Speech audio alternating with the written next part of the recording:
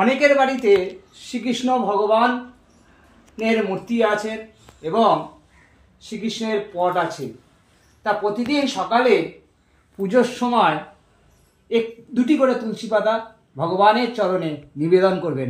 কিভাবে নিবেদন করবেন না, প্রথমে তুলসী পত্রটা দুটো সাইড ভালো করে চন্দন লাগিয়ে নেবেন এবং চন্দনটি লাগিয়ে নেওয়ার পর এই মন্ত্রটা বলে ভগবানের চরণে নিবেদন করবেন।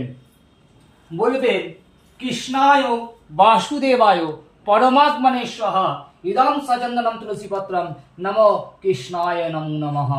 আবার একটি তুলসী পাতা নেবেন, এবং বলবেন, নমো কৃষ্ণায় বাসুদেবায় পরমাত্মনে স্বাহা ইদং সচন্দনম তুলসীপত্রম নমো কৃষ্ণায় নমো নমঃ। দিয়ে প্রণাম করবেন ভগবানকে, দুহাত জোর করে প্রণাম করবেন।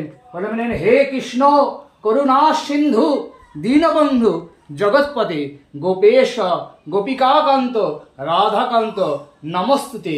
এবং দুটো বাহু তুলে বলবেন, হরি বল হরি বল হরি বল।